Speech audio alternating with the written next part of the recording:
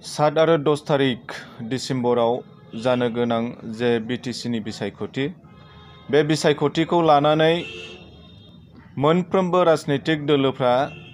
दिनै फोसावदिंनाय हाबाफारिखौ लाबाय थादों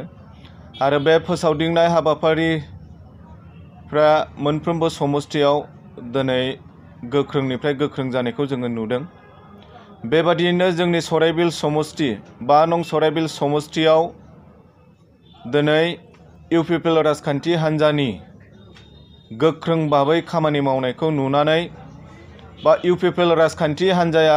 देरहागोना जे रोखा जाबाय बा 5 नं सराइबिल समस्तिनि जे बिजाथि सिला बसुमतारिया जे देरहानाया रोखा जाबाय बेखौ नुनानै दिनै बिपिएफ बिजेपि आरो गुबुन गुबुन राजखान्थि हान्जानि माखासे दैदेनगिरि बिथांमोनखौ जोङो गिख्रंनायखौ नुदों आरो बिथांमोना जोंनि इउपिपिएलखौ देरहागोनखौ नुनानै दिनै बिथांमोना माखासे षड़यन्त्र खालामनानै जोंनि इउपिपिएलनि सापर्टार्सफोरखौ बोरै बेले बेजे मोनसे परिबेस सृष्टि खालामनायनि गेजेरजों बा जोंनि रायजो राजानि सिङाव मोनसे अपप्रचार खालामनानै जोंनि दोलोखौ फेजेननो बा जोंनि 5 नं सराइबिल समस्तिनि बिजाथि सिला बसुमतारिखौ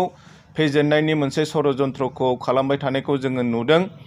बिनिनो बिदिन्थि हिसाबै आङो बुंनो हास्थायदों जे दिनै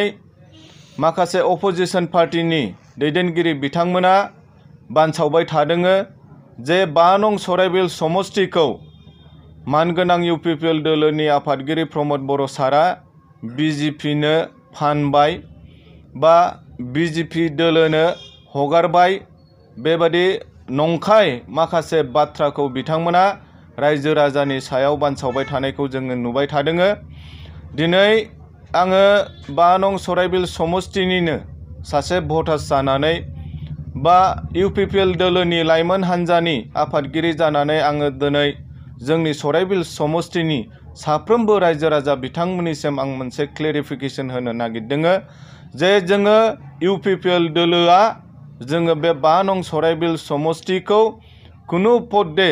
बेबादि सोरबा बिजेपिनो हगारनायनि बाथ्रा फैया आरो जोङो हगाराखैबो बा बेबादि बेवहाय जोंनि गेजेराव कुनु मोनसे इउपिपिएल आरो बिजेपिनि गेजेराव बुजाफराबो गैया। जोङो 40टा समस्तियाव जोङो गाव हारसिङैनो इउपिपिएलआ जोङो बिजाथि होदों आरो बेबादिनो 5 नं सराइबिल समस्तियावबो जोङो इउपिपिएलनिफ्राय सिला बसुमतारि बिथांखौ जोङो बिजाथि महरै जोङो फसंदों आरो दिनैनि दिनाव सिला बसुमतारिया देरहानाया रोखा जाबाय। दा बिनिखायनो आङो खावलायगोन रायजो राजा बिथांमोननिसिम जोङो कुनु भुल बुजिनो नाङा जे जोङो इउपिपिएलनिफ्राय कुनु मोनसे समस्तिखौ जोङो बिजेपिनो हगाराखै बा 5 नं सराइबिल समस्तिखौ जोङो बिजेपिनो हगाराखै बेखौ जोङो जोंनि दोलोनि जानानै जोङो क्लेरिफिकेशन होयो।